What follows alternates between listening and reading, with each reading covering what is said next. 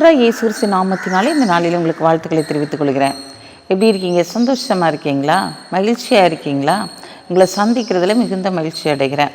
பிறந்த நாளை திரும்ப நாளை கொண்டாடுகிற பிள்ளைகளை இயேசுவின் நாமத்தினால் ஆசீர்வதிக்கிறேன். இந்த நாளிலும் கூட நம்முடைய வாழ்க்கையில் கர்த்தர் நம்மை ஆசீர்வதிக்க மாட்டாரா? கர்த்தர் நம்மை மேன்மைப்படுத்த மாட்டாரா? நம்முடைய வாழ்க்கையில் எப்போதான் ஒரு மேன்மை வரும், எப்போதான் ஒரு ஆசீர்வாதம் வரும்? அவர் நம்ம நினைத்து பார்ப்பாரா? இந்த நாட்களில் கடந்து வந்த பாதைகள்லாம் அவர் கூட தானே இருந்தார். இந்த உபத்திரவங்கள் நெருக்கங்கள் என்னை விட்டு போகாதா என்று சொல்லி அநேக காரியங்களை குறித்து நாம் யோசித்து கொண்டு இருக்கலாம். ஆண்டவர் இந்த நாளில் உங்களை பார்த்து சொல்கிறாரு, நான் உன்னை ஆசீர்வதித்து நான் உன்னை மேன்மைப்படுத்த போகிறேன். நான் உங்களை ஆசீர்வதிக்கிற நேரம் வந்தாயிற்று, நான் உங்களை நினைத்திருக்கிற நேரம் வந்தாயிற்று என்று சொல்லுகிறார். வாசிக்கிறேன், கேளுங்க. சங்கீதம் 115:12. கர்த்தர் நம்மை நினைத்திருக்கிறார், அவர் ஆசீர்வதிப்பார். இஸ்ரவேல் குடும்பத்தாரை ஆசீர்வதிப்பார், அவர் ஆரோன் குடும்பத்தாரை ஆசீர்வதிப்பார். அவர் நம்மை நினைத்திருக்கிறார், அவர் ஆசீர்வதிப்பார். ஆம் பிரியமான சகோதரனே, சகோதரியே, அவர் இந்த நாளில் உங்களை நினைத்திருக்கிறபடியினாலே உங்களை ஆசீர்வதிக்கும்படியாய் கடந்து வந்திருக்கிறார். ஏன்னா அவர் நினைச்சிட்டாரு உங்களை ஆசீர்வதிக்க வேண்டும் என்று சொல்லி. அவர் நினைத்து விட்டார் இந்த நாளிலே உன்னை உயர்த்த வேண்டும் என்று சொல்லி. அவர் உயர்த்துகிற நேரம் காலம் இதோ இந்த நாளிலே கடந்து வந்திருக்கிறது. நீங்கள் ஏன் பயப்படுறீங்க? அவர் ஆசீர்வதிக்க ஆரம்பிச்சிட்டாருன்னா எந்த ஒரு மனுஷனாலையும் தடுக்க முடியாது. அப்படிப்பட்ட ஒரு ஆசீர்வாதத்தை இன்றைக்கு ஆண்டவர் கொடுக்க போகிறார்.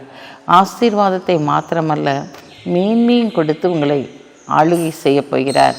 ஏன்னா கர்த்தருடைய ஆசீர்வாதம் இந்த நாளில் உங்களுடைய குடும்பத்திற்குள்ளாய், உங்களுடைய பிள்ளைகளுடைய வாழ்க்கைக்குள்ளாய் பிரவேசிக்க போகிறது. ஏன்னா அவர் உங்களை நினைத்திருக்கிறார், அவர் உங்களை ஆசீர்வதிக்கும்படியாய் கடந்து வந்து விட்டார். இந்த நாள் உங்களுக்கு ஒரு ஆசீர்வாதத்தின் நாளாய், அநேகருக்கு நீங்கள் ஆசீர்வாதத்தின் பாத்திரமாய் மாற்றுகிற ஒரு நாளாய் தேவன் மாற்றப் போகிறார். இந்த நாளிலும் எதிலெல்லாம் ஆசீர்வாதம் வேணும், உங்களுடைய பிள்ளைகளுடைய வாழ்க்கையில் எதிலெல்லாம் ஆசீர்வாதம் வேணும்னு சொல்லி நினச்சிங்களோ, வருட கணக்காய் காத்திருந்தீங்களோ, அந்த காரியத்தில் தேவன் ஒரு பெரிய ஆசீர்வாதத்தை கொடுத்து உங்களை ஆளுகை செய்து நடத்த போகிறார். நீங்கள் பயப்படுங்கிற அவசியமே இல்லை.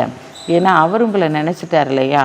உங்களுக்கு விரோதமாய் உருவாகிற எல்லா ஆயுதங்களும் வாய்க்காதே போகும். உங்களுடைய குடும்பத்தில் இருக்கிற எல்லா இருள்களும் வெளியேறி போகும். ஏன்னா அவர் ஆசீர்வதிக்கும் போது அது எந்த ஒரு மனுஷனும் பறித்து கொள்ளவோ பிடுங்கி கொள்ளவோ முடியாது. அப்படிப்பட்ட ஆசீர்வாதத்தினால் உங்களை நிறைத்து ஆளுகை செய்து உங்களை வழி நடத்த போகிறார். பயப்படாதீங்க. ஏன்னா கர்த்தர் உங்களை நினைத்து விட்டார், அவர் உங்களை ஆசீர்வதிப்பார். கண்களை மூடி ஜெபிப்போம். அன்புள்ள ஆண்டவரே, இந்த நாளுக்காக உமக்கு நன்றி செலுத்துகிறோமப்பா. இந்த நாளிலும் நீர் இவர்களை நினைத்திருக்கிறீரப்பா. நீர் எங்களை ஆசீர்வதிக்க போகிறீர், எங்களை மேன்மைப்படுத்த போகிறீர்.